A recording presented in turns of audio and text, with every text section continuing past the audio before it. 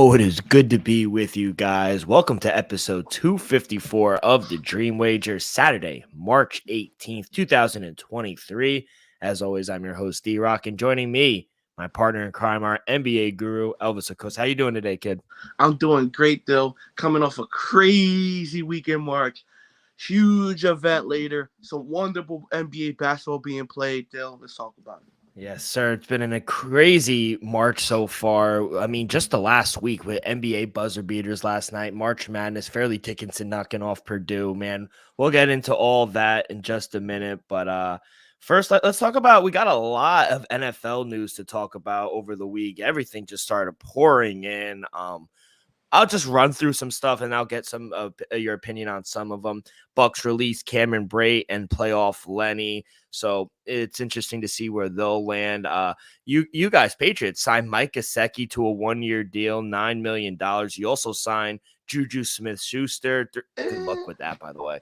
3 years, $33 million, $22.5 million the first 2 years. You also re-signed Jersey kid Jabril Peppers to a 2-year deal. What are your thoughts on all the trades and the signings for the Patriots?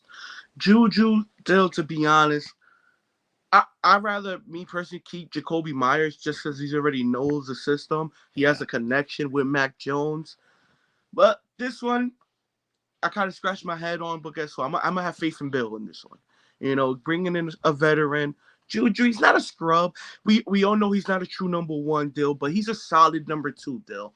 So, hopefully he can make some plays for us. I believe he can make plays for us, Dill. I still think he's still got some juice left in the tank. It's just we know what we're getting for Juju. He's not a true number one.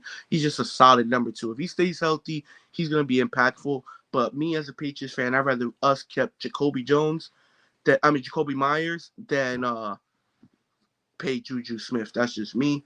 Gesicki, I love Gesicki. We've been struggling with the tight end position ever since we let go of Gronk. Bill Belichick spent all that money, got Jonnu Smith and Hunter Henry. That didn't work out. We just released Jonnu. So I love the addition of Mike Gesicki. He was able to make some amazing catches and plays for the Dolphins with King Tua, Skylar Thompson, and Teddy Bridgewater as the quarterback. Yeah. So I expect him to be a little better with more consistency at the quarterback play with Mac Jones still.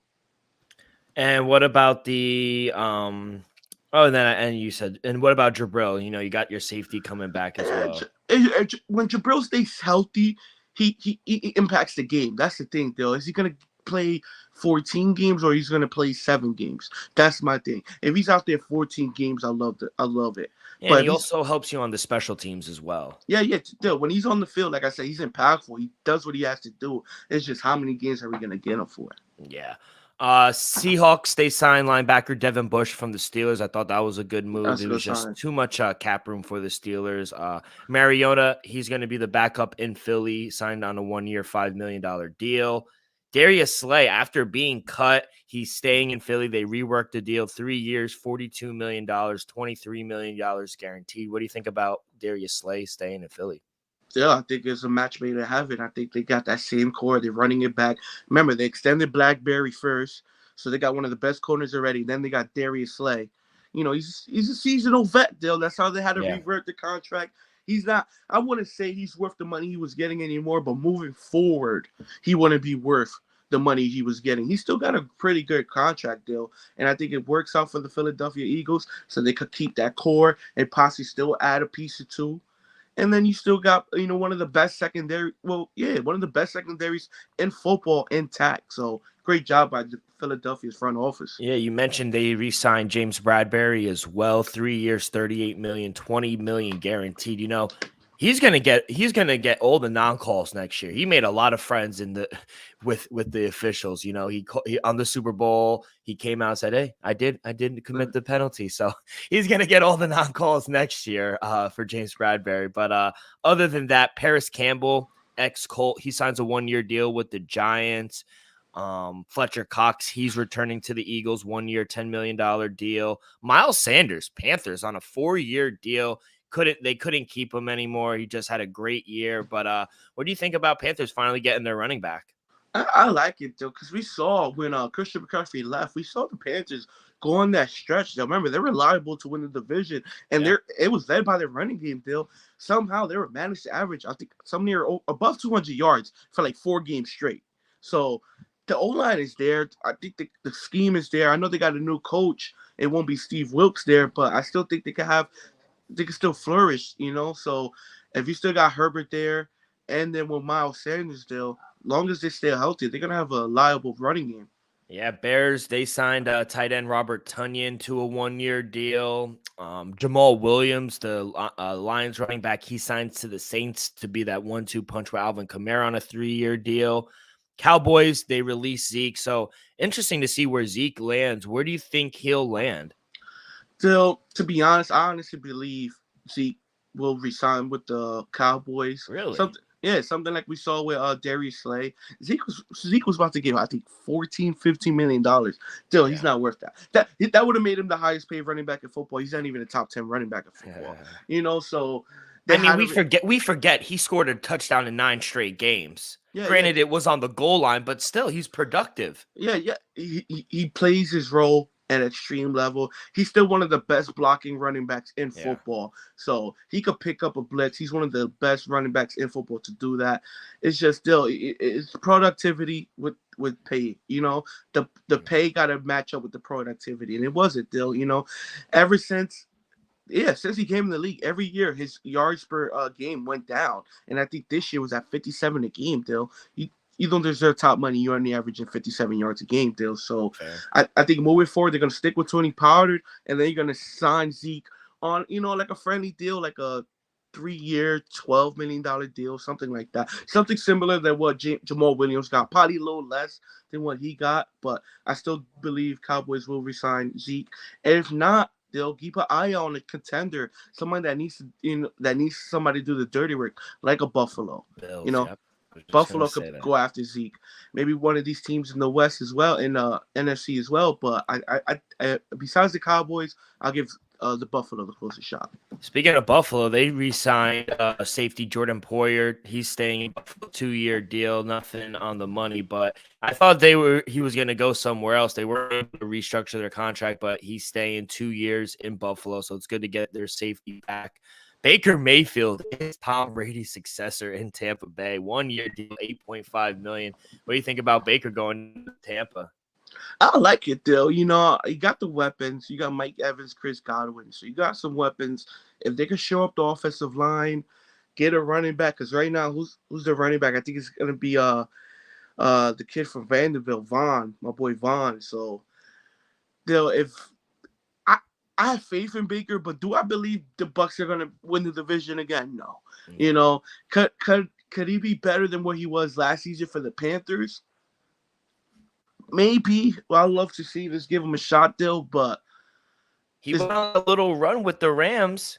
When he went to the Rams, everyone was like, oh, this is the real Baker that everyone thought of. You give him a good coach like a Sean McVay, and I think he could succeed in a system, but you got to give him the pieces as well. He can't be the only one, right? Yeah, everybody needs pieces, Dill. So Brady went to Tampa because he needed the pieces. Exactly. Other two things, Stephon Gilmore, he was traded to the Cowboys for a 5th-round pick. Stephon Gilmore's that type of player where he just has name recognition. You're like, oh, okay, it's Stephon Gilmore. Did we really get better?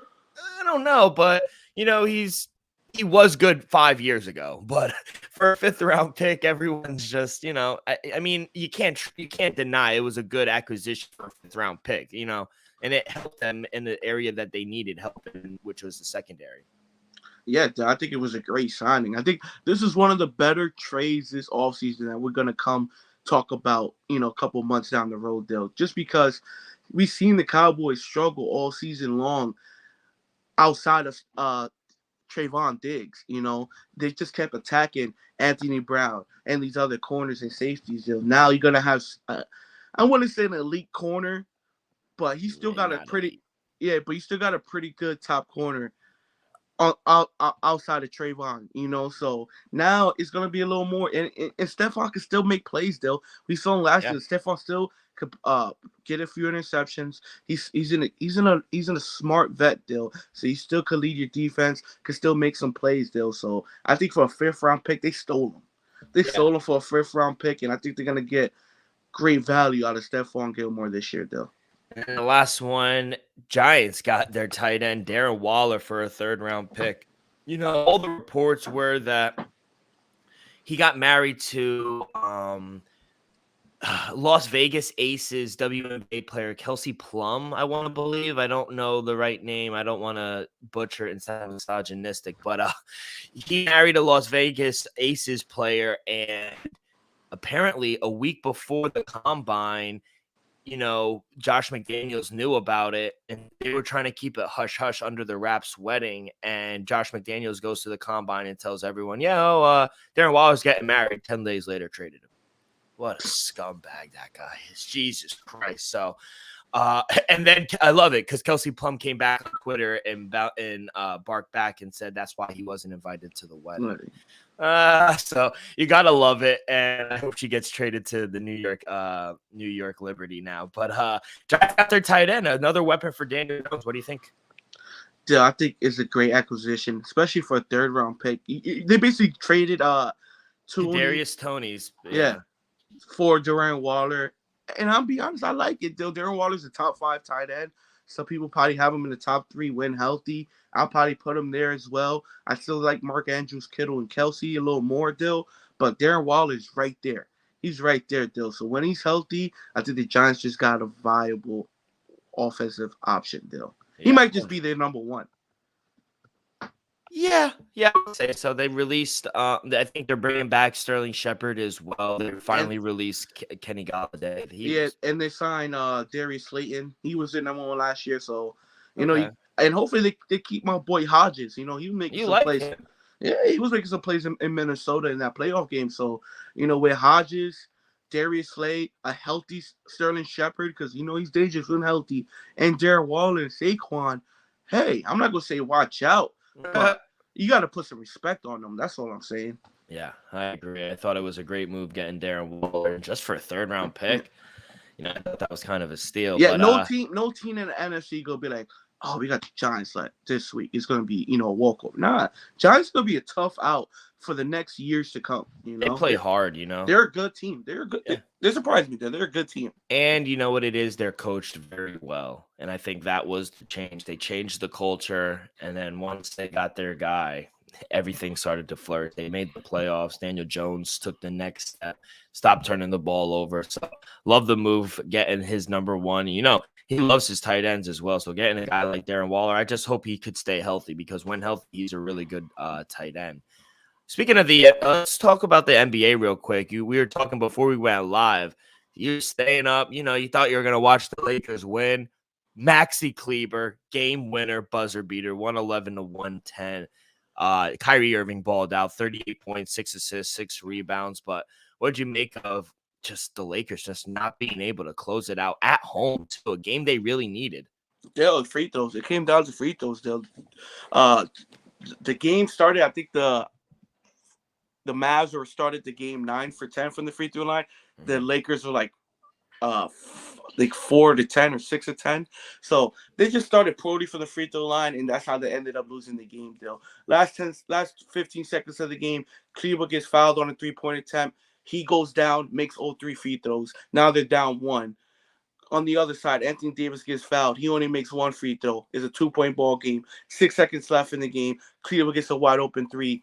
Guess who defended him? Anthony Davis. He strokes it. They win the game, deal. So if the Lakers just go and hit a couple free throws in the 4th quarter, Austin Reeves. I seen Austin Reeves miss a tech free throw, and then a couple free throws just regular in the 4th quarter. Anthony Davis, he missed multiple free throws in the 4th quarter, Dale. So if the Lakers just shoot 85% from the free throw line, which is normal, about the NBA average, they win this game convincingly, Dale. They win this game damn near by double digits. So I know Darvin Ham and Laker Nation, that's a tough one to swallow. Even LeBron on the sideline, because they had this game wrapped up, Dale. Yeah. They had a 4-point lead with like 9 seconds left, Dale. So You know, they shot 61% from the free throw line, 19 for 31. You're not going to win games, especially if it's coming down to a bucket or two. You know, Gabriel 3 for 6 at the free throw line. You mentioned Austin Reeves 6 for 9 at the free throw line. Anthony Davis, he missed his fair share as well, 8 for 11. So Vanderbilt, he went 1 for 2. But other than that, you know, they had a lot of opportunities and they just came out short. They are sitting at the 10th seed right now. You think they make the playoffs with about 10, 11 games to go? Still, I'm going to say yes just because, still, if they won last night, they're a half game from the 6th seed. You know that? If they just win last night, they would have been a half game back from the 6th seed and 1.5 from the 5th. I'm going to give them a small shot to land the 6th seed, Dill. I think they could finish 7th or 8th, even maybe 9th, because everybody's tied. Everybody got the same record. Lakers win tomorrow. Golden State Timberwolves, OKC lose. Lakers are the 7th seed, Dill. So if they could just if they would have just won the game against Houston, they'll be the 7th seed right now. So it's tough saying yeah or no just because there's only a 1-game difference. They don't play this. They don't play tonight. Timberwolves lose tonight. They move up a spot. Yeah.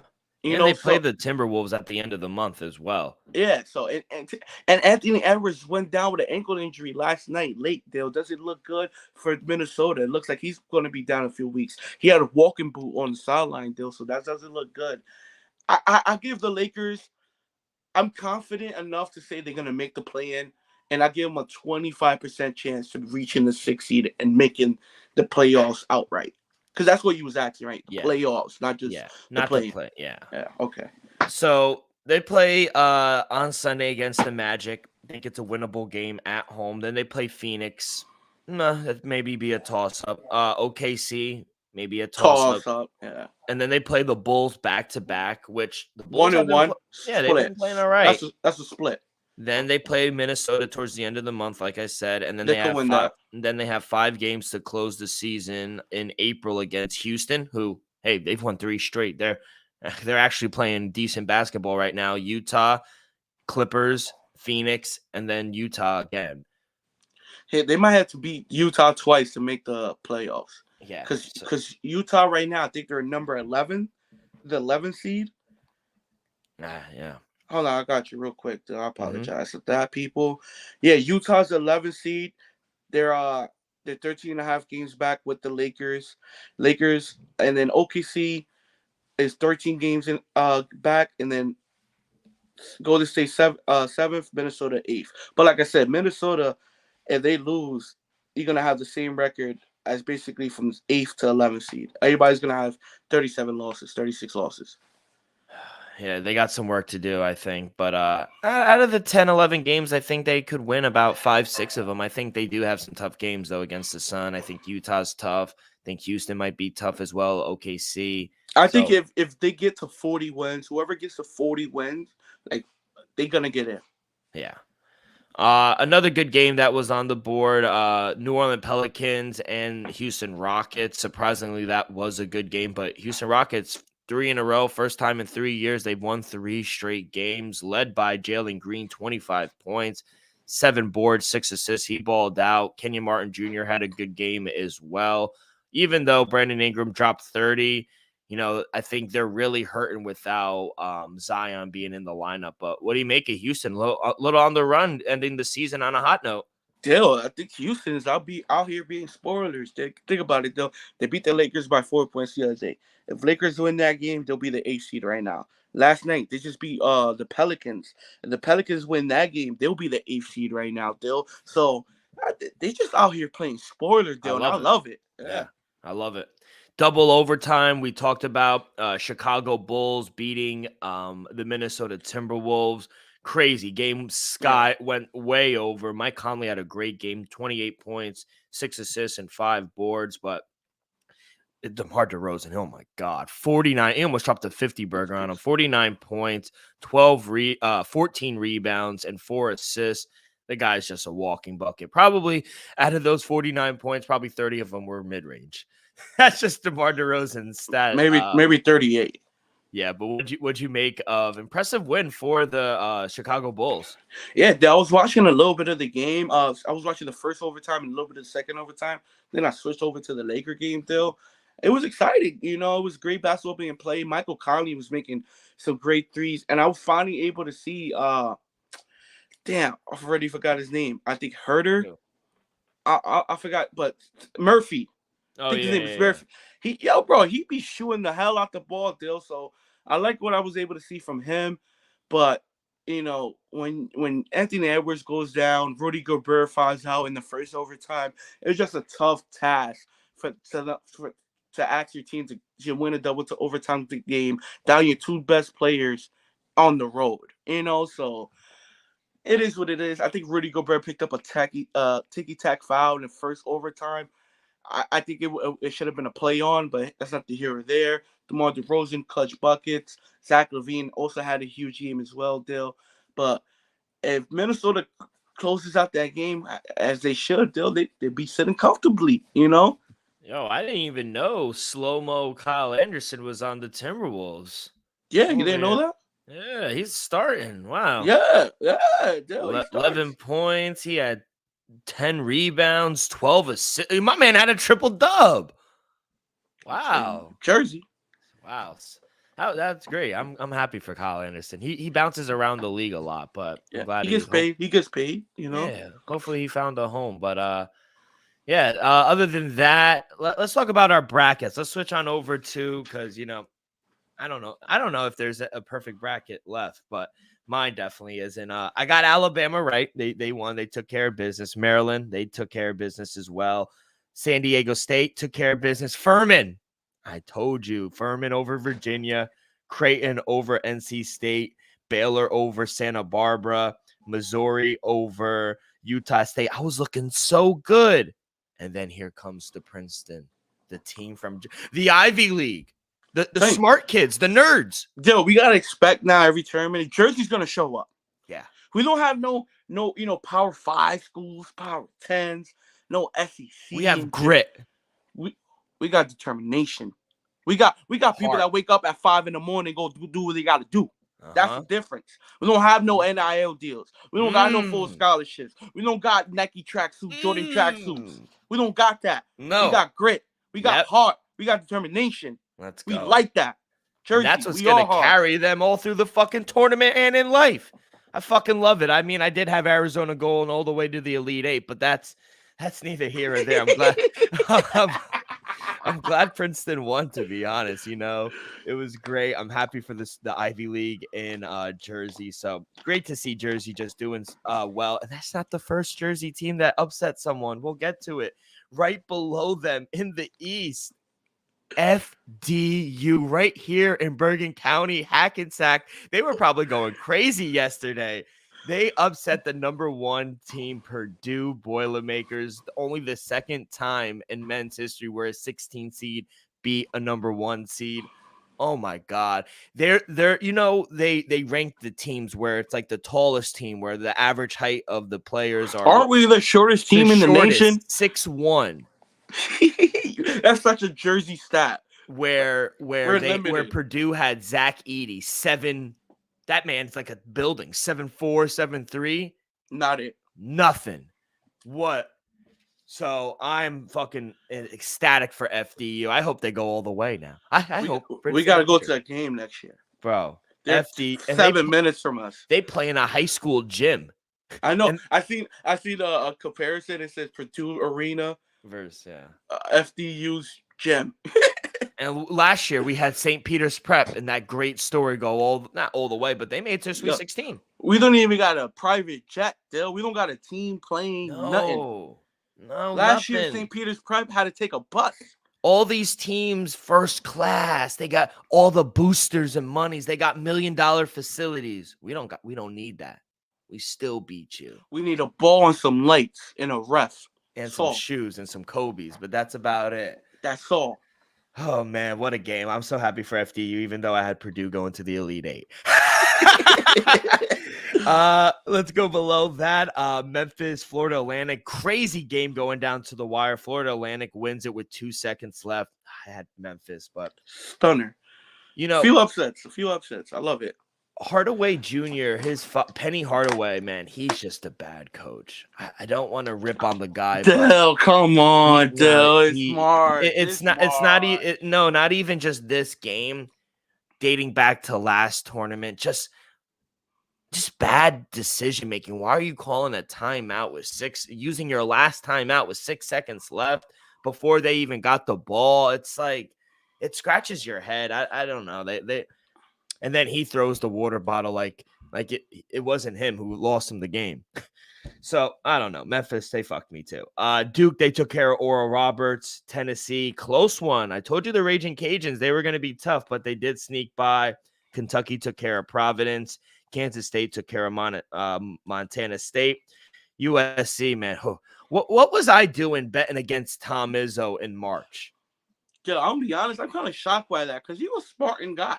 I like the Spartans, but USC, they're top 10 in defense. They just looked awful. Dell, it's March and Michigan's they won convincingly. Now it's not like it was close. No, at all. And you know what? Fuck them. I think the time difference. They played at 12 o'clock. That's 9 o'clock for them. They trying to get up. Oh, So jet lag. Yeah, jet lag. So that fucked me. Marquette, they took care of Vermont. So out of the first round on the left side of the bracket, I only got 3. Oh no, I'm 1, 2. Oh no. 3. I got 4 wrong. So it wasn't that bad. Let's go on to the Midwest, onto the right side. Houston, they took care of Northern Kentucky. Auburn took care of Iowa. Got that right. Drake, yo, how do you score 4 points in the last 6 minutes of a game? You're not going to win. You're up the whole game and then just let Miami just come and win the game. You should be ashamed of yourselves, all of you at Drake. So they fucked me there. Indiana, they took care of business at Kent State. Iowa State, they should be ashamed of themselves. They scored 32 points in 40 minutes of a game. Pitt just dominated them. It's crazy how you have Pitt losing, not even making the tournament, and look now they round 32, Dill. So yeah. It's kind of crazy how we could have a dog in the fight, and then look, they're out here upsetting. Now Pitt, they can make a little run now because they won convincingly. Dill. They almost won by 20 points. Yeah, now they play they play Xavier, but what a game by Kennesaw State. They were leading the whole game. They only scored 2 points in the last 3 minutes. Xavier comes back and wins, but hey, we cover the 12.5 easy. So Kennesaw State, what an amazing year by them. At least they went out on their shield. Quick question: what state is Kennesaw State from? Georgia. Oh my God! Not too many people know that now. Of course, you go right down. That's what the coach said. He goes, they were up at half. He goes, Kennesaw State, what do you got to say about your players' performance? I told everyone, you drive down I-70, you gonna find some dogs. I was like, let's fucking go. He got me ready to run through a wall. But yeah, great performance by them. Where am I? Okay, Texas A&M, another one I got wrong. The Midwest, all these upsets, man. Penn State, one of the best 3-point shooting team in the country. Texas A&M they didn't have it. And I said, hey, they got misseeded. I thought they were supposed to be higher. No, frauds. Not at all. Frauds. Texas, Jesus Christ, they blew out Colgate. So got a couple wrong in the Midwest. Wasn't my best region. Let's go to the last one, the West region. Kansas, they took care of Howard. Did you see the Vice President Kamala Harris give that speech? No comment. What are we doing? They just lost by 90, and they're going, good job. You guys played well. What? Oh, my. I'm sorry. I had to say that because I started laughing when I saw the video. The next game, Arkansas, Illinois. Arkansas took care of business. They beat Illinois. Man, VCU, they had every opportunity to win, but St. Mary's came back. Better team won. St. Mary's won. Pulled it off late, though. You can't, you can't buy a bucket. UConn struggled in the first half against Iona Gales, but they came back. They took care of business in the second half. UConn took care of Iona. TCU late over Arizona State. Arizona State was winning the whole game. TCU comes back, wins by 2. good job there by the Horned Frogs. Gonzaga takes care of Grand Canyon. Wow. Boise State, man, what a disappointing performance, too, by them. They just didn't show up the Mountain West. Northwestern just beat them, so kudos to Northwestern on there. And last one, UCLA, they took care of business against UCLA. Looking like the best team in the country now. So how are we looking? How's your bracket looking? Any, obviously, besides the Princeton and the FDU upset, any ones that kind of stood out to you? Still, to be honest, the Arizona going down, that was insane. And then, Furman, you kind of called it on Furman, Dill, so I wasn't shocked by that. But, I think the biggest one, Dill, is Fairleigh Dickinson and then Arizona going down, for sure. Yeah, 100%. Furman, like I said, that was the 4th seed going down. But, yeah, other than that, I guess the other one that I was, kind of shocked by, even though I took them to cover, Kennesaw State, I really thought they were going to win the game. But you had it, and you just blew it. what was the coach's line? It was the football guy. Yeah. We let him off the hook or something like that. That's what they did. But and also a pet peeve of mine. I hate when people say, "Oh, it's the second round." No, it's the round of 32. We don't say second round. It's the round of 64, round of 32, Sweet 16. You don't say third round. You say Sweet 16. I just had to say because I hear too many people saying the second round starts today. No, it's the round of 32. Let's get into the round of 32. We got 8 games on the slate. Let's talk about the first one. Furman taking on San Diego State out there in I think it's the South region. Yeah, in the South region, it's the 12 o'clock game. San Diego State -6. Over under is at 137.5. You give Furman another shot to upset San Diego State? Dill, you know what, Dill? I take the points in my pocket. So give me Furman +5.5. Against San Diego State, Dill. I think off a performance like that the other day, Dill, you got to take them plus the points. Yeah, 100%. I took Furman. I got a little early at +6, +5.5. I still like. I think they're a live dog as well. When San Diego State barely got by the College of Charleston, so love that game right there. We're both taking Furman points in the pocket. Watch out for a live dog. Let's go to the next game. The Dukies, baby, taking on Tennessee, 2 o'clock, number 5 against number 4. Duke -3.5, over unders at 128. Mike is hot. What do you got? Dill, give me Tennessee +3. Oh, no. I know you don't love it. I know the people might not love it, Dill, but somebody got to be the bad guy. And you look into the bad guy right here. Give me Tennessee +3, Dill. I hope Rob Belzak's not watching this right now. I hope Rob Belzak heard the fuck what I just said. Oh, my God. Because he texted me yesterday. He goes, "Hey, they're disrespecting us." I said, yeah, everyone's disrespecting us. It's us now. I've been a Duke fan my whole life.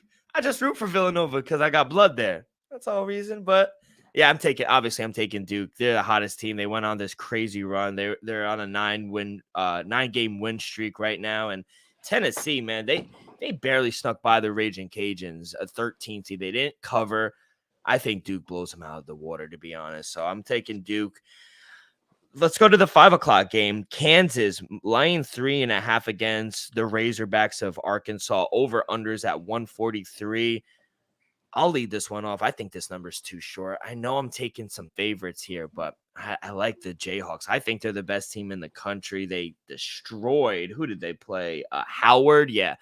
Kamala Harris's team. So they destroyed them. I think Kansas is going to blow them out. I think Bill Self, he might come back soon. He was in the hospital, but Arkansas, they had a tough game against Illinois that they barely squeaked by. Kansas, I think this is another warm-up game. So I'm going to lay the 3.5 with them. What do you got? Excuse me, Dill. I'm not as ballsy as you, Dill. It is March. They are the number 1 seed. All number 1 seeds are live right now, Dill. So I'm going to just take besides Purdue. I'm going to just take it. No, I'm talking about liable to lose. Oh. Wow. You gotta be careful now. Wow. It's March. Dill, it's March. It's not like we in the round of 32 now. We the top 32 teams in the country. It's top 32 now, Dill. So I'm gonna go Kansas on the money line. I understand it's a little chalky, people. If you want, add it on the parlay. But I'm not as ballsy as my compadre right here, Dylan. So it's March. Jayhawks. Dill, it's been a long time since the Jayhawks done me right, Dill. So last time I bet the Jayhawks, they blew it. So I'm gonna take them today, Dill. But it wouldn't shock me if Arkansas could pull one out of their ass. And you called it with the doorbell too, Yeah. which is crazy. Let's go to the Princeton matchup against Missouri Tigers. Missouri -6.5, over under is at 148. I think we got to give Princeton a chance here, right? Take the 6.5. Dill, put the 6.5 in my pocket, rolling with Jersey all the way. It wouldn't shock me if Jersey has another one in the Sweet 16. Right now, we have two chances in FDU and Princeton. Give me Princeton plus 6.5 over Missouri. And guess what, Dill? I'm gonna do it one time for the one time. Let me sprinkle something on the money line. Yeah, I took the points in my pocket. I also like the over at 148. You got two high tempo pace teams. Princeton, I don't think they'll be able to stop Missouri in transition, but I don't think Missouri will be able to stop Princeton either. So I think we see a high scoring game here. I like the over, and I'm going to take the points in my pocket. Let's go out to the number 1 seed. Houston will be taking on Auburn. Houston -5.5. Over under is at 131. I see 132s out there as well. Another 1 seed in trouble. Dill, I'm no official play for me here, Dill, but I'm gonna lean Auburn plus 5.5, Dill. I think all number 1 seeds got to be careful around 32, Dill. So viable chance. I'm a lean Auburn plus 5.5. No official play, people.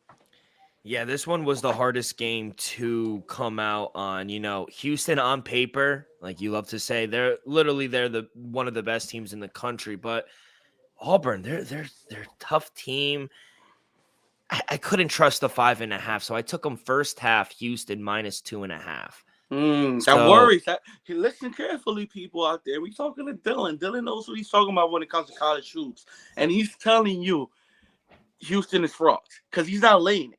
Yeah, he's saying it right now. He's saying they're a first half team. I'm just letting you know what he means. First half team -2.5 with the Cougars. I don't trust them down the stretch. So gonna lay it in the first half with the Cougars. 3 games left. Let's go out. Hey, this is your team to go hold away. UCLA against Northwestern. UCLA -7.5. Over unders at 126.5. What do you got? So definitely got UCLA on the money line. Not gonna touch it. To lay 7.5 against Northwestern, Dill. I got some respect for Northwestern. I understand this is in a football game. I understand we're not drafting an old lineman right now, Dill. But you gotta have some respect for Northwestern. Some good people out there, by the way. But I love my UCLA. I have them winning it all, Dill. Give me UCLA to advance. I'm not about to tell the people that listens to us to go lay the 7.5, Dill, but I do expect UCLA to keep marching on. Yeah, I expect them to advance. I took the under. I got it last night at 127, 126.5. I think if it starts to keep dropping under 126, I would maybe stay off and take the first half under. But two slow teams, both of them awful at the free throw line.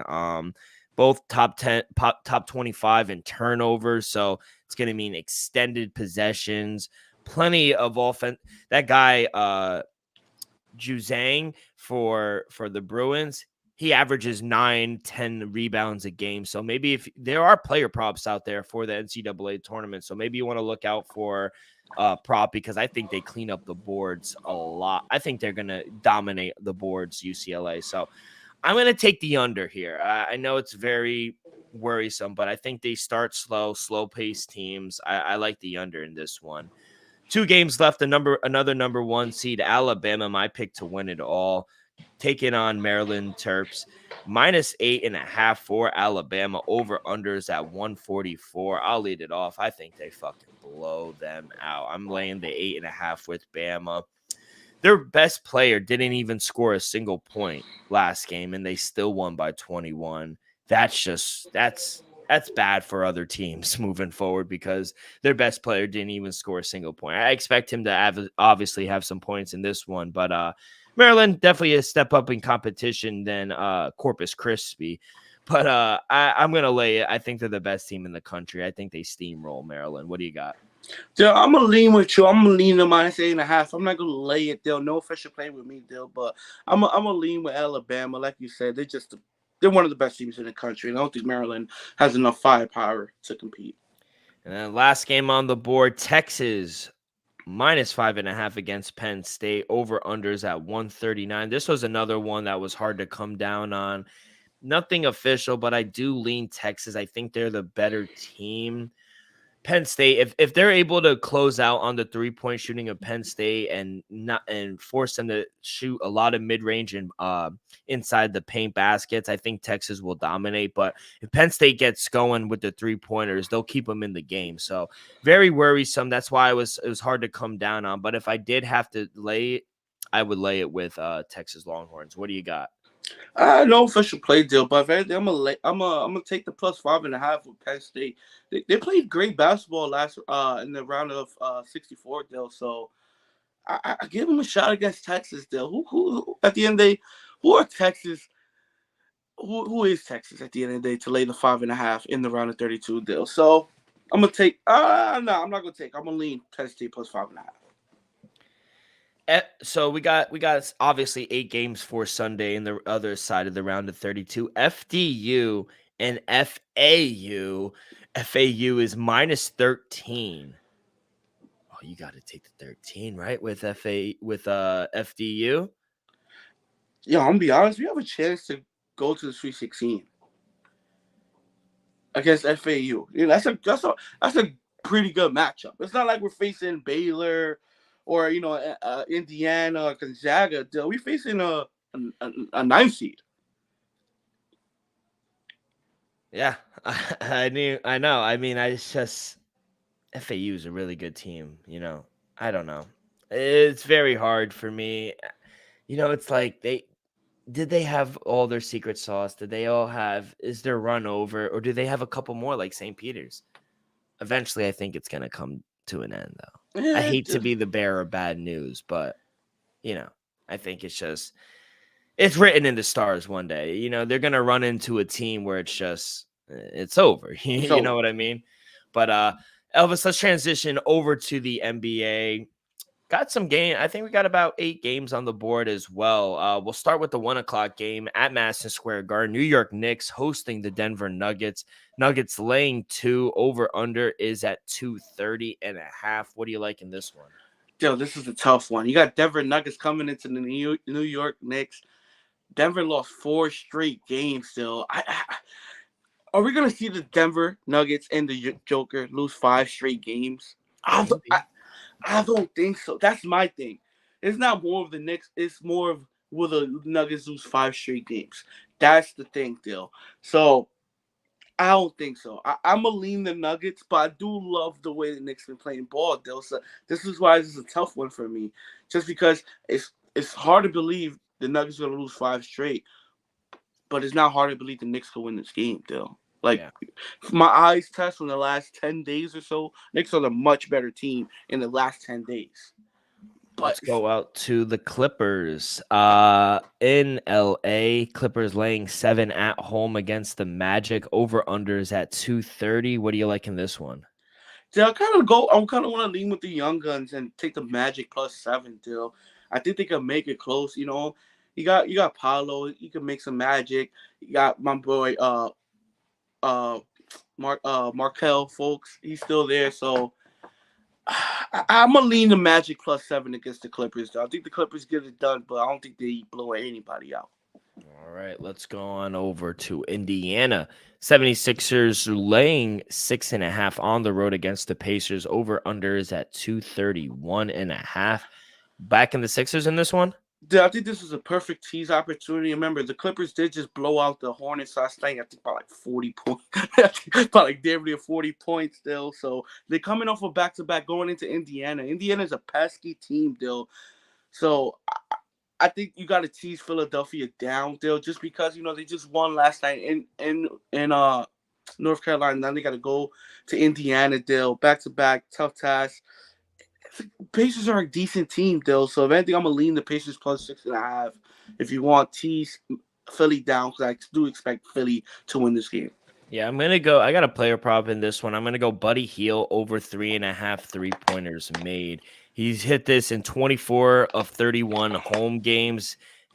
He's hit this in 2 straight versus the 76ers. And 76ers, they're not the best at guarding. They're about middle of the pack. They ranked 15th at guarding the 3-point line. So I don't know if I don't know if James Harden, I don't know if they'll be able to guard him. So Philly, they allow the 13th most threes in the last 30 days. So their defense is starting to weaken just a little after that run. So I think Buddy Hield could take advantage. They might lose probably, but I think Buddy Hield will have a good game. So I'm going to go over 3.5 threes with Buddy Hield.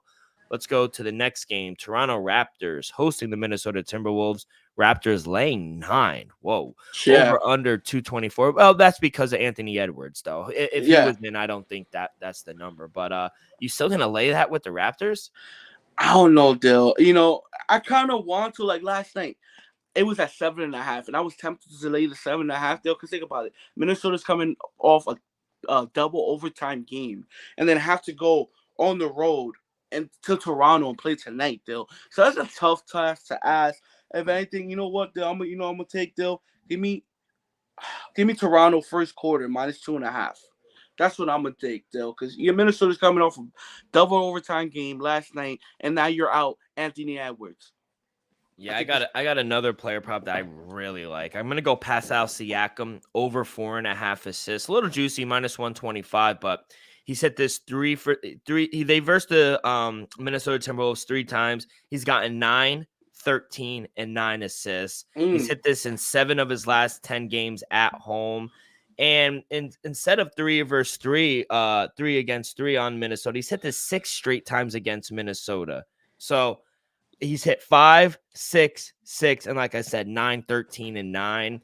I'm going to go Pascal Siakam over 4.5 assists in this one. That's probably my favorite play of the day.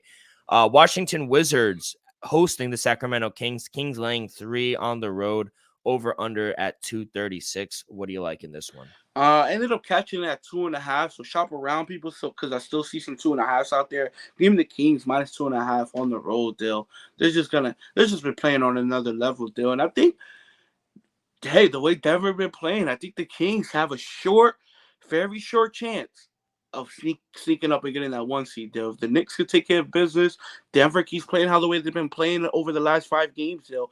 Hey, they got to watch out because the Kings just keeping on, Dill. Yeah.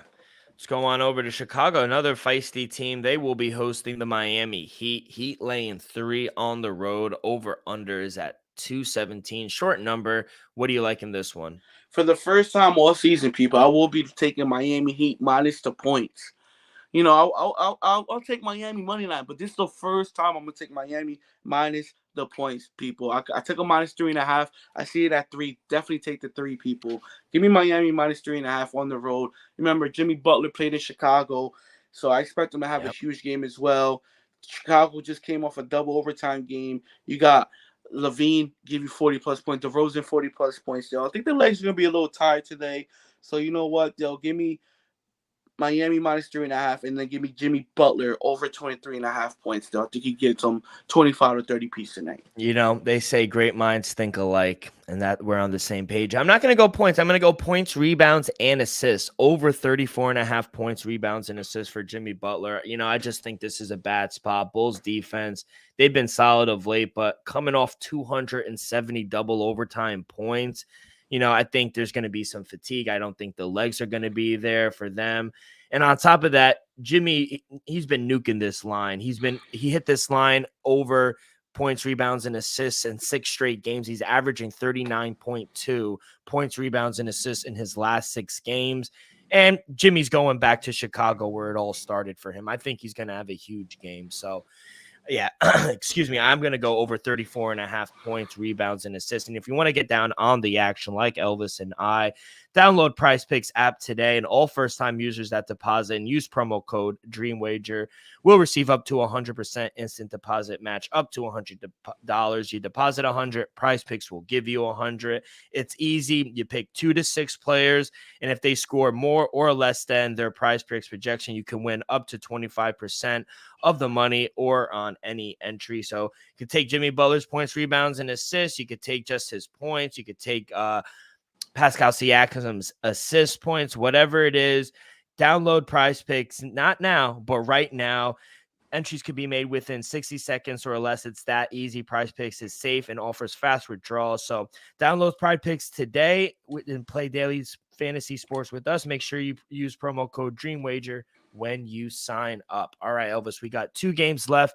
Memphis Grizzlies hosting the Golden State Warriors. Grizzlies laying 3, over unders at 235.5. What do you like to hear?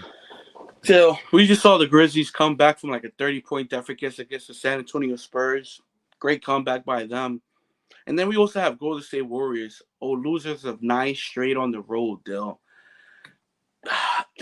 I'm stuck between this one, Dill, just because I do like Golden State in this situation, Dill, but when you lose 9 straight on the road, Dill, it brings my confidence down. You know, I have very, very little faith in the Warriors on the road at all moving forward, though. I think they're 7-24 on the season. I think that's the worst road record since the defending champ in NBA history. You're muted. I didn't know what you said. I was just going to say they're 0-9 or 0-10 in their last 10 games on the road. Yeah. So I do want to lean Golden State just because, you know, Draymond was suspended. Now he's coming back for this game. You know, kind of left them a sour taste in the mouth last time they were in Memphis. So my heart tells me Golden State money line, but reality it is I don't think they're going to be able to win a road game for the rest of the year. So wow, yeah, I've seen enough. Still, you know, it's 10 straight on the road. That's not a good look. And I hate the people that are coming out, like the reporters and people saying that it's Andrew Wiggins' fault. You know, is he his absence? Is he the reason why you guys are struggling on the road? I think they were struggling on the road prior to him even taking the leave of absence. They only got 7 wins all year. What are we talking about? It has nothing to do with Andrew Wiggins. And, you know, I hate people that are just reaching for an scapegoat for a reason that why maybe they're just not a good road team this year. Simple. It's that simple. So I agree. I don't know if this is a good spot. Did you see the scumbag Dylan Brooks push the camera guy in Miami? He got fined 35 bands. The guy's actually really hurt. Yeah, he was in the hospital and they started going to press charges. Like, no, I would have. I would. I would just talk to the NBA like, you gotta give me a few extra games come playoff time, you know. But come on, like I know he ran into the guy, but to extend and push him, yeah, he didn't have to. He didn't have to do that. He used them as like, you know, as a bounce back. You know, nah, bro. That's a human being right there, bro. Have some respect. Scumbag. I hate that guy more and more every day. Last game on the board, Utah Jazz home puppies against the Boston Celtics. Celtics laying 4.5 on the road. Over unders at 232.5. This is our spot. Utah's dogs. We backing them. Still, this is the first time not backing Utah. Wow. Still, give me the Boston Celtics -4.5 on the road. Still. I think Boston Celtics, they have to find that spot again. You know, they got to find that spirit, got to find that mojo, deal. And I think it's starting, deal. So I expect Boston Celtics to take off in these last 11 game stretch and try to secure that number 1 seed. Yeah, no, I love it. Elvis, good luck on the hardwood today.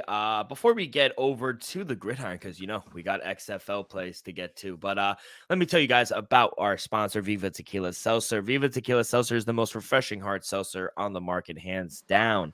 There's no wonder why Viva was voted #1 hard seltzer in the world by San Francisco World Spirit Competition. With only 88 calories, 0 carbs, and 0 sugar, and 4.5 ABV, Viva is the perfect drink for your post-game celebrations, as it was created with that active lifestyle in mind. We flavor our tequila seltzer because flavor is the spice of life, and we like our drinks with just a kick, just like how we like our lives. Whether it's Huckleberry playing around a golf with the boys, or an elderberry on a Saturday watching UFC 286. It doesn't matter. Our flavors pair perfectly with that artisanal Blanco tequila for that subtle and refreshing drink. Our belief here at the Dream Wager and at Viva is to live long, live well, and live it up. All right, Elvis, let's get on over to the XFL. Only 3 games. We had a game on Thursday night, and the Sea Dragons, massive win at home, arguably against one of the best teams in the league, the Houston Roughnecks. Your Roughnecks couldn't get the job done. 21-14, Sea Dragons slaying the Roughnecks. What are your thoughts on that? I wouldn't say I'm shocked, Dale, but it's I think it's a good thing for the league. One of the best teams in the league go down. Kind of even the player field out. Shout out to Sea Dragons for the upset, Dale. Now let's see if the Rough Riders could bounce back next week and see what they're really made of, Dale. And let's see if the next best team, the next odds-on favorite to win the championship, steps up and claims the number 1 seed. And that's the first team we'll get into. DC Defenders on the road taking on St. Louis Battlehawks. DC's laying 2 on the road. Over-unders at 42.5. You back in DC here? Dale, give me DC on the money line. I was going to lay the 2, Dale, but I'm playing it safe. Play it. Taking it on the money line, Dale. I expect them to walk out with a victory to remain the only undefeated team in the XFL, Dale. I think it means something to them. So let's see if the Defenders could take care of business against St. Louis. I expect them to, but I'd like to see it. Yeah, I'm going to lay it with DC. Right, like you said, 4-0, St. Louis 3-1. Huge game between 2 of the best teams in the league. And, this could very much be a playoff game come soon and determine where the North finishes. So the last time these 2 teams played, a fight broke out after the game where some players and coaches got suspended. So, Fine. Yeah, love it. I love DC's passing attack with Jordan Ta'amu. He's completed 25 of 39 passes for 373 yards and a touchdown, while also adding 111 rushing yards and another score the last 2 games. So he's really developed into that starter for DC. They also lead the league in running the ball as well. Their defense is great, especially in their pass rush. They have 12 sacks on the year versus the Battlehawks offensive line that has given up 12 sacks. So, DC, they were able to get 4 sacks last time they played in week 3. The question is, can St. Louis keep up that keep up that defense? And honestly, I don't know. Usually teams make adjustments the second time around, but I just think DC is overall just the better team. So I'm going to lay the small number. I like to play on the money line to keep it safe. You're only laying -130, so not a bad number on the money line as well. So we're sticking with DC here. Let's go to 2 bad teams for the second game. Orlando Guardians on the road taking on the Vegas Vipers. Both teams 0-4. Vipers laying 7.5 though at home. Over-unders at 41.5. How you playing this one? Dale, the line says it all, Dale. Give me Orlando plus 7.5 on the road, Dale.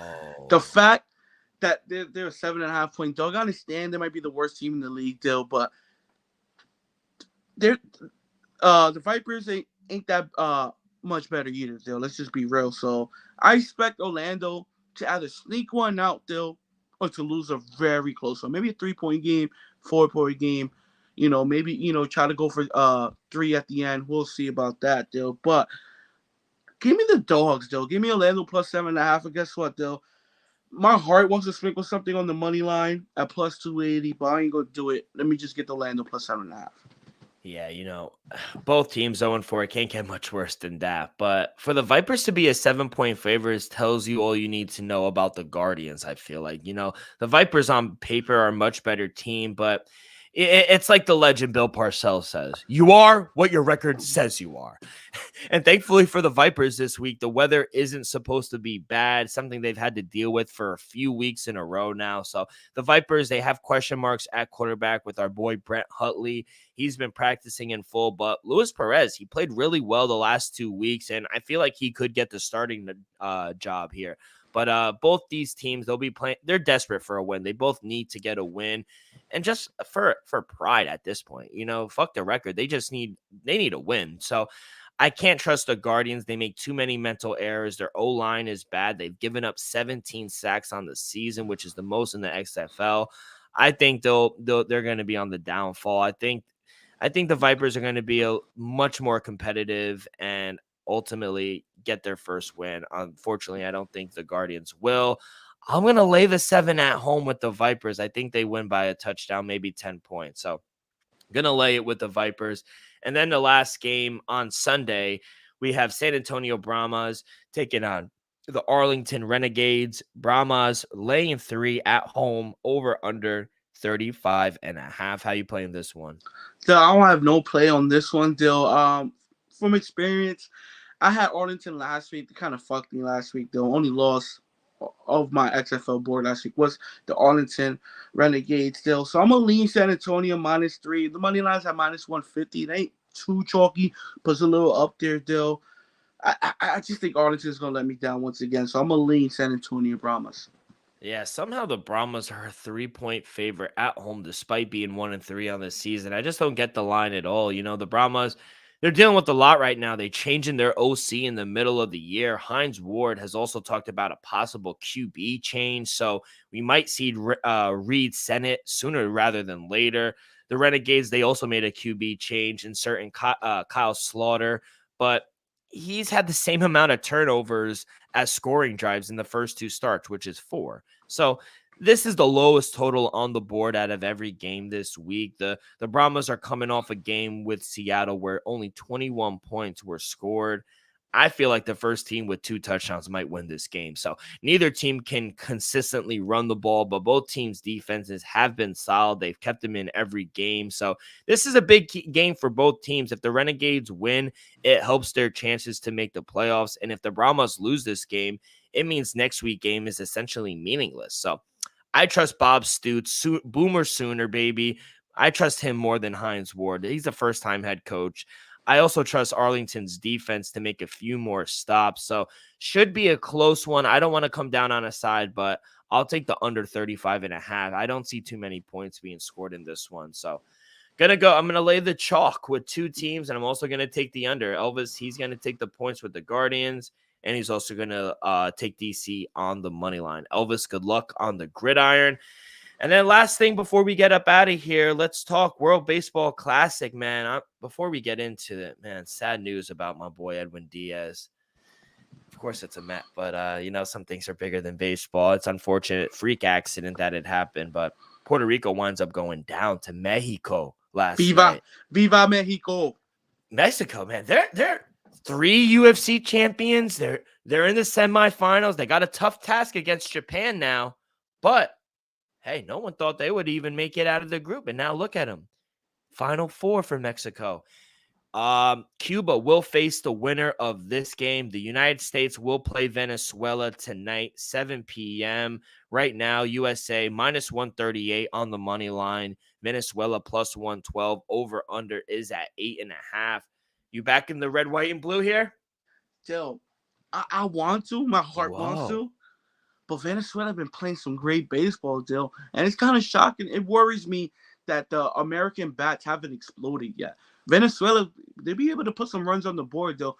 I've been seeing nip and tuck games with the USA, Dill, and I'm kind of worried about that. I'm yet to see the U.S. explode offensively, Dill. I'm not worried about the pitching. I'm just worried about are they going to put up enough runs to win this game? Who would I be, and what American would I be if I didn't take the boys in the pinstripes? I feel like I'm Tony Kornheiser on PMT, that show. So I gotta take the boys. You're right. Their bats have been not as questionable, just not as explosive as I thought they would be. Mike Trout is having a crazy World Baseball Classic, but Venezuela has Jose Altuve, Ronald Acuna Jr. Like, they got some studs. So we really know Venezuela's going to put up some runs on the board. We know that from the rip. Can USA score 4 or 5 plus? I just hope Lance Lynn doesn't get fucking rocked. If he gets rocked, it might be a long game for USA. But I'm hopeful. This is a biased pick, obviously, but I'm going to take the boys in the red, white, and blue. That's the thing. I'm realistic, though. I'm just going off my eye test. But I wouldn't be mad, though, because I got a 16-1 ticket for Venezuela to win the whole thing. So, hey, I'm a winner regardless. Hey, if the boys win, hey, America. But if they don't, hey, I got a ticket in for Venezuela. But, Elvis, that's going to do it. Great episode. Any last words before we get up out of here? For tomorrow, NBA, there's no lines out yet, but The Nets beat Denver last time we was on the road. We got Denver tomorrow at home. Hey, I'll lean us plus the points. We're definitely gonna be dogs in the fight. Um, and another game I like the Lakers against the Magic. Remember, the Magic play today against the Clippers, so they're gonna be a back-to-back against the Lakers. I think this is a must-win game for the Lakers still. So give me the Lakers minus the points, money line, everything. Give me the Milwaukee Bucks minus the points against Toronto. Toronto playing today. I expect the Bucks to take care of business tomorrow. And still, give me Atlanta minus the points against the Spurs, whatever the spread is. Yeah, and be sure to check out Elvis's action page. He'll be sure to post all of his official plays for the NBA, for XFL, for March Madness, whatever it is. Check us out on Action. That's where we have our official plays. But Elvis, that's going to do it for this Saturday edition of the Dream Wager on behalf of our sponsor, Prize Picks, Viva Tequila. Elvis, myself, we'll see you guys in a few days. So please follow along our social media, Twitter and Instagram at the Dream Wager. If you miss an episode, no problem. You guys can find all of our episodes wherever you listen to podcasts, Apple Podcasts, Spotify, Stitcher. If you haven't already, please subscribe, rate, give us a review. All that good stuff really helps the show grow tremendously. So be a friend, tell a friend. Everyone have a great few days. Good luck on your wagers. Be safe, be well. We'll see you guys down the road. Peace.